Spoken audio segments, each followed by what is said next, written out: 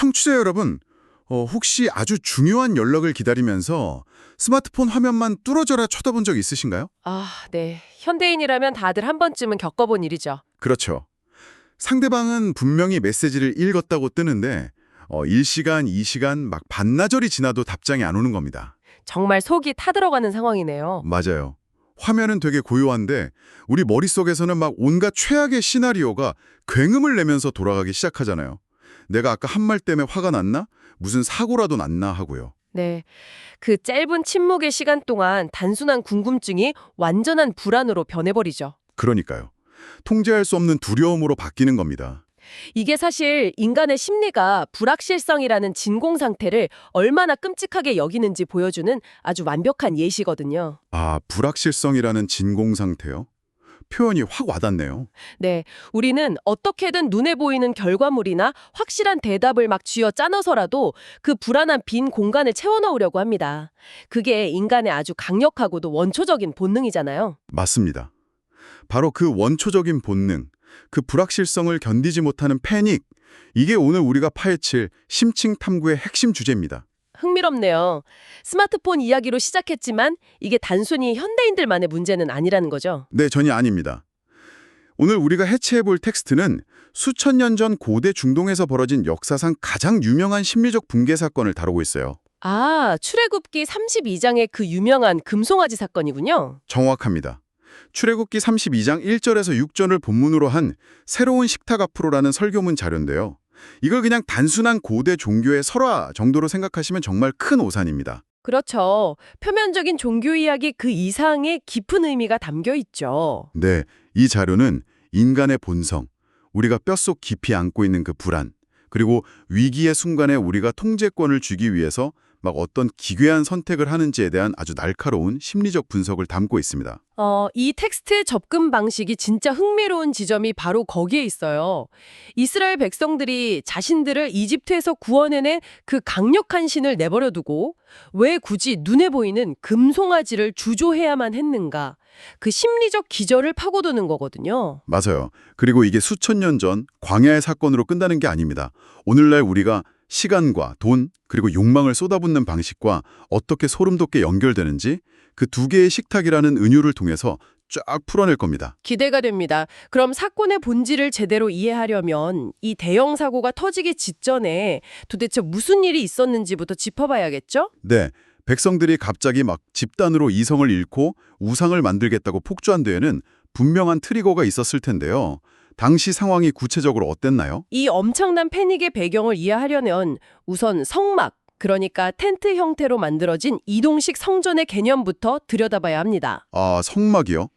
성경 읽다 보면 되게 복잡하게 나오는 그거죠. 네, 맞습니다. 텍스트에 따르면 이스라엘의 지도자 모세는 시내산 꼭대기로 올라가서 신으로부터 이 성막의 아주 구체적이고 복잡한 설계도를 받게 됩니다. 설계도를요?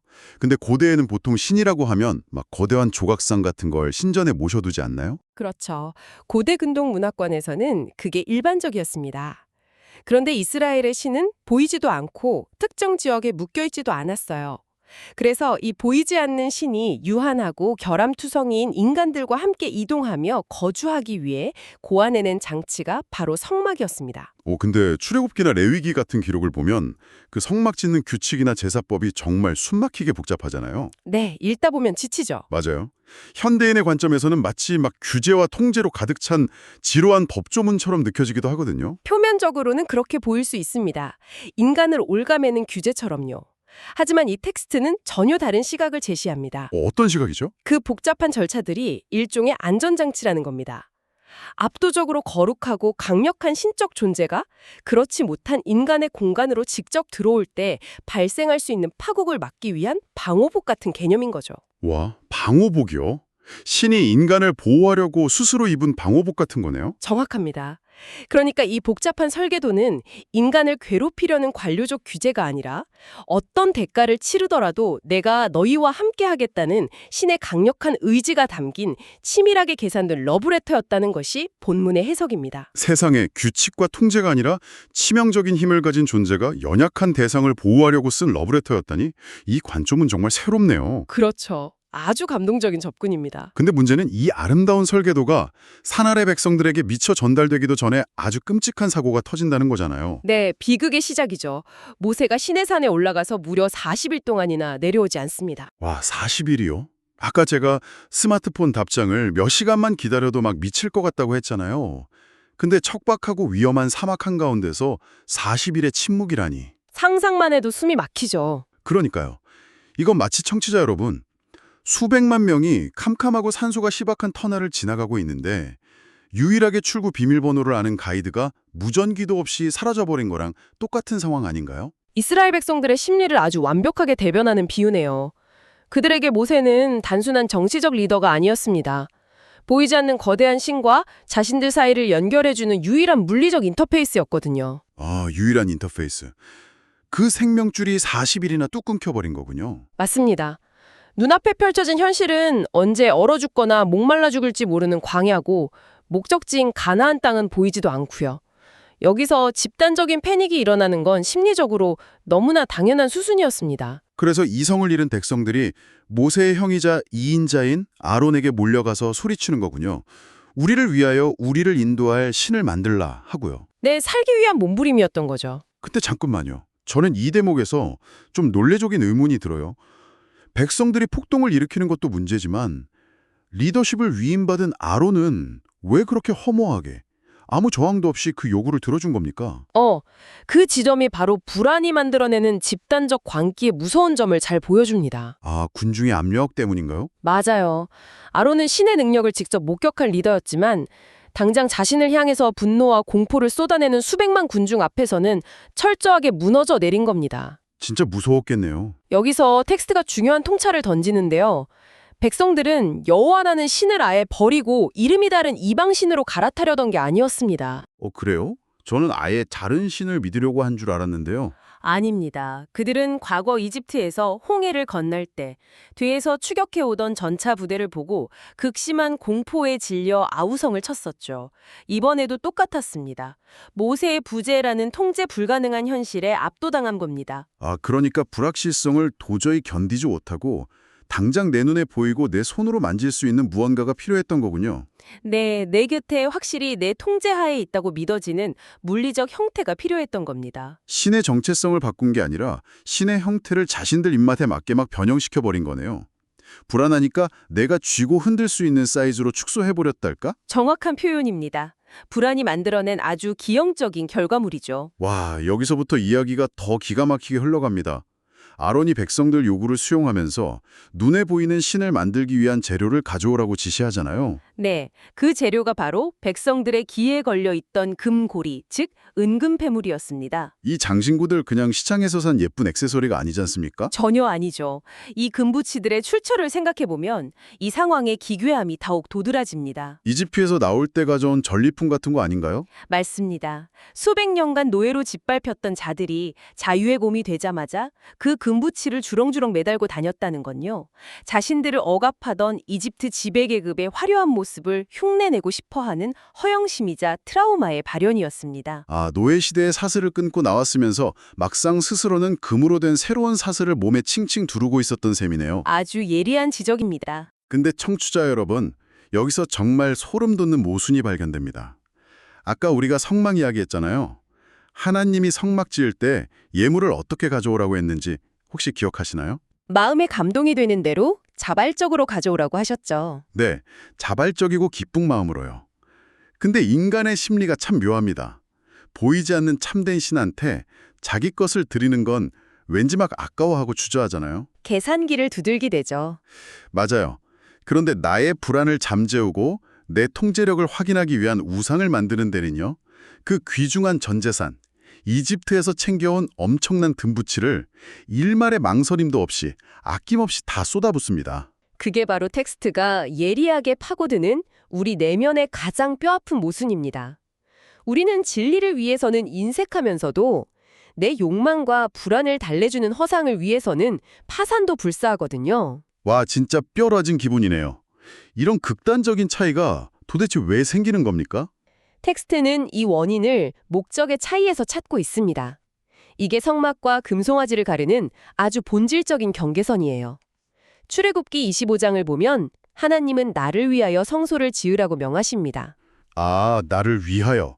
그러니까 방향성이 창조주를 향해 있는 거군요. 네, 인간의 목적을 위해 신이 존재하는 게 아니라 신의 뜻에 인간이 자신을 맞춰가는 과정인 거죠. 반면에 출애굽기 32장에서 백성들이 외친 첫 마디는 달랐어요. 우리를 위하여 우리를 인도할 신을 만들라. 네, 우리를 위하여. 와, 이 짧은 네 글자 안에 이기적이고 통제지향적인 인간 본성이 다 들어있네요. 이건 더 이상 경외의 대상이 아니잖아요. 그렇죠. 신이 아니라 도구죠. 내 불안이라는 서비스 센터에 접수된 컴플레인을 해결해주고 내 목적을 달성하게 해주는 도구. 즉, 신이 인간 비위를 맞추고 봉사해야 하는 소비재로 전락해버린 겁니다. 바로 그겁니다. 신의 탈에 쓴 자아 숭배인 셈이죠. 결국 아론은 그 금들을 모아서 정성껏 조각칼로 송아지 형상을 만들어냅니다. 왜 하필 송아지였을까요? 고대 근동에서 수소나 송아지는 힘, 풍요, 생식력을 상징하는 아주 흔한 우상의 형태였거든요. 그런데 완성된 금송아지 앞에서 아론이 선포하는 대사가 진짜 압권입니다. 이스라엘아, 이는 너희를 애굽 땅에서 인도하여 낸 너희의 신이로다. 아, 저는 진짜 이 대목이 읽다가 헛웃음이 났어요. 청취자 여러분, 우리 논리적으로 한번 따져봅시다. 저 밖 공장에서 찍어낸 금송아지가 도대체 뭘 했습니까? 이집트에 10가지 재앙 내린 게 저 금송아지인가요? 아니죠. 바다를 반으로 가른 게 저 조각상입니까? 아니면 매일 아침 광야에서 먹을 거 내려준 게 방금 전까지 사람들 귀에 매달려 있던 그 귀고리들이냐고요? 전혀 아니잖아요. 완벽한 팩트 폭력이네요. 이건 마치 이런 거랑 똑같아요. 어떤 사람이 배가 침몰해서 한밤중에 바다에 빠졌습니다. 막 죽어가던 찰나에 구조헬기가 나타나서 밧줄을 내려 건져줬어요. 네, 기적적으로 살았네요. 근데 헬기 안에서 밖을 보니까 구름이 짙어서 프로펠러나 조종사가 안 보이는 겁니다. 그러자 이 사람이 갑자기 자기 손목에 차고 있던 무거운 금시계를 쓰다듬으면서 이 묵직한 황금시계가 방금 나를 바다에서 건져줬구나 하면서 시계에 넙죽 절을 하는 거랑 뭐가 다릅니까? 와, 그 헬기와 금식의 비유.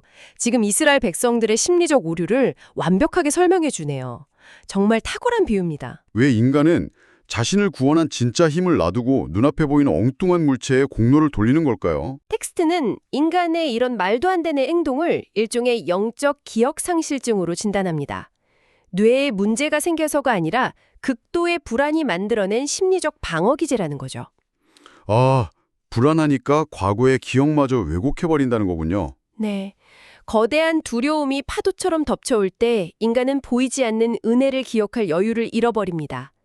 헬기라는 구조 시스템을 믿기보다는 당장 내 피부에 닿는 무거운 금시계, 즉 물질과 자본의 무게감에 의존하게 되는 거죠. 아, 결국 금송아지는 단순한 금속 덩어리가 아니었네요. 내 지갑을 채워주는 돈에 대한 맹신, 내 힘으로 삶을 통제할 수 있다는 오만함이 다 뭉쳐진 결정체군요. 맞습니다. 욕망과 불안이 결합해서 탄생한 우상이죠. 그렇다면 텍스트는 이 지긋지긋한 불안의 굴레에 대해서 어떤 대안을 제시하나요?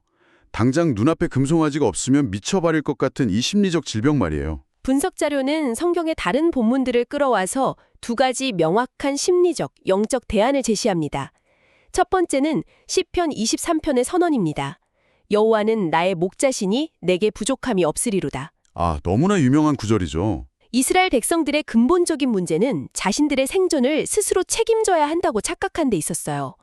하지만 그들은 스스로 광야를 돌파할 수 없는 양에 불과했고 진짜 목자가 있다는 사실을 망각한 겁니다. 양은 스스로 오아시스를 찾을 내비게이션도 없고 늑대랑 싸울 힘도 없다나요. 그렇죠. 오직 목자의 존재 자체의 생존을 의탁할 때만 평안을 얻을 수 있는 겁니다. 당장 목자 얼굴이 구름에 가려 안 보이더라도 나를 버리지 않았다는 그 관계의 신뢰를 회복해야 한다는 뜻이군요. 그럼 두 번째 대안은 뭔가요? 두 번째는 신약성경 마태복음 6장입니다. 무엇을 먹을까, 입을까 염려하지 말라. 공중의 새와 들의 백합화도 입히시는 창조주가 자기 백성을 책임지지 않겠느냐라는 논증이죠. 아, 강력하네요. 당장 눈에 보이는 자본, 그러니까 금에 기대지 않아도 진짜 보호자가 궁급하신다는 걸 신뢰해야만 우상의 강박에서 벗어날 수 있다는 거군요. 네, 보이지 않는 원리를 신뢰하는 후연이 필요한 겁니다. 머리로는 완벽히 이해가 됩니다. 근데 사실 현실의 폭풍우가 몰아치면 다시 내 손목에 금시계로, 통장 잔고로 눈이 돌아가는 게 연약한 우리들 모심이잖아요. 그렇죠. 그게 참 슬픈 현실입니다. 자, 이제 이 비극적인 서사의 절정으로 한번 가볼까요? 금송아지가 완성된 다음 날 아침, 백성들이 아주 일찍 일어납니다.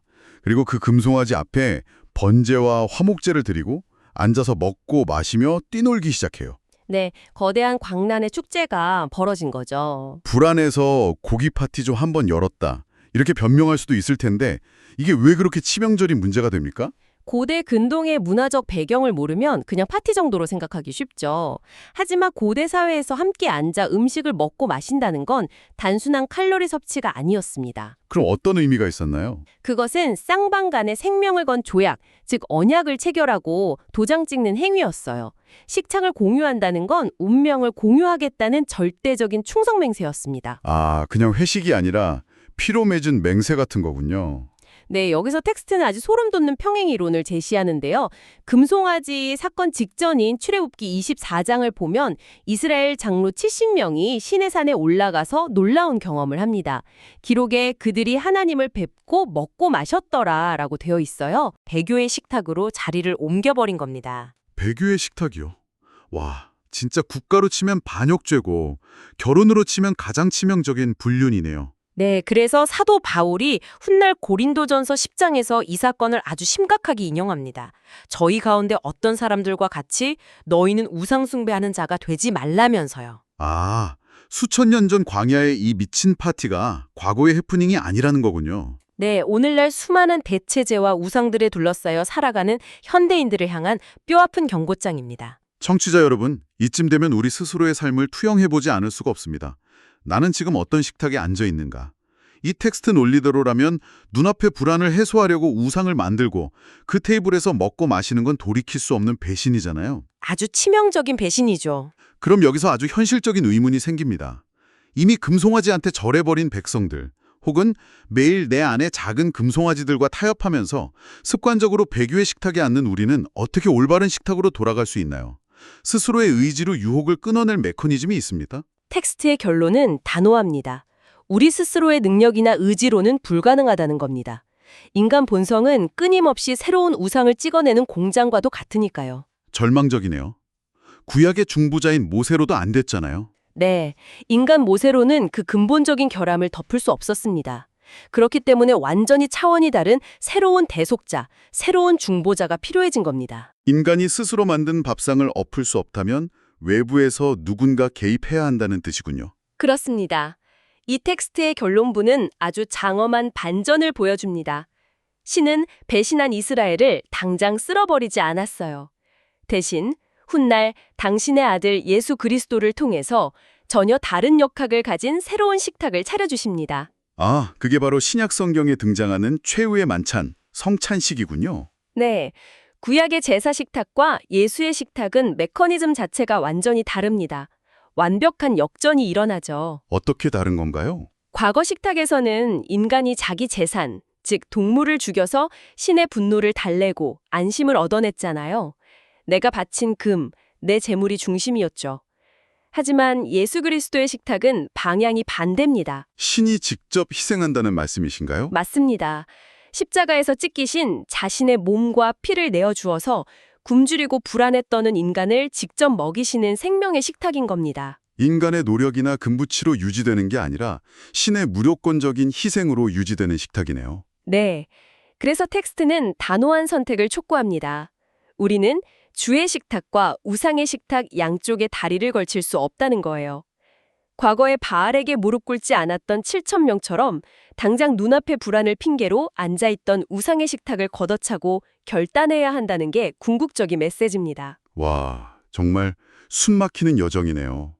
보이지 않는 신에 대한 막연한 불안감이 어떻게 통제력을 과시하려는 금송아지 창조로 이어지는지, 그리고 거기서 스스로 빠져나오지 못하는 인간을 건져내려고 친히 제물이 되신 그리스도의 식탁까지. 단순한 고대 기록이 아니라 인간 심리를 꿰뚫는 놀라운 통찰이었습니다. 네, 오늘날 우리에게 아주 묵직한 질문을 던지는 텍스트죠. 청취자 여러분, 오늘 여러분의 내면 가장 깊은 곳, 가장 불안한 공간에 자리 잡고 있는 여러분만의 유사 하나님은 무엇입니까? 내 통장을 든든하게 채워주는 잔고입니까? 남들에게 나를 증명할 화려한 스펙인가요? 아니면 내 맘대로 통제할 수 있다고 믿는 어떤 인간관계인가요? 각자의 번쩍이는 금송아지가 있겠죠. 맞습니다. 여러분은 지금 누구의 식탁에 앉아서 그 귀중한 생명력과 에너지를 아낌없이 쏟아붓고 계신가요? 오늘 우리의 심층 탐구가 그 식탁의 정체를 파악하는 아주 명확한 거울이 되었기를 바랍니다. 네. 오늘 탐구를 마무리하면서 텍스트에 명시되진 않았지만 좀 도발적인 상상이 하나 떠올랐습니다. 청취자 여러분, 만약에 말이죠. 이스라엘 백성들이 모세가 안 보였던 그 피말리는 40일의 시간을 패닉에 빠져 우상을 만드는데 낭비하지 않았다면 어땠을까요? 흥미로운 가정이네요. 반대로 그 답답한 침묵의 시간을 보이지 않는 것을 신뢰하는 영적 근육을 치우는 훈련 기간으로 삼았다면 그들의 역사는 어떻게 바뀌었을까요? 완전히 다른 결말을 맞이했겠죠. 어쩌면 우리 인생에서도 내가 간절히 원하는 응답이 지연되고 가이드가 안 보이는 그 미칠 것 같은 대기 시간이야말로 저주가 아닐지 모릅니다.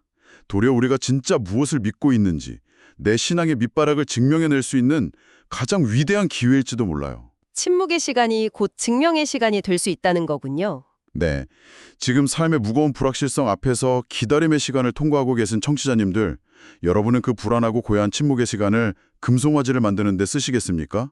아니면 보이지 않는 목자를 신뢰하는 데 쓰시겠습니까? 깊이 고민해 볼 만한 질문입니다. 오늘의 심층 탐구는 여기서 마칩니다. 다음 시간에도 여러분의 지적 호기심과 삶의 이면을 날카롭게 자극할 새롭고 깊이 있는 주제로 찾아오겠습니다. 함께해 주셔서 감사합니다.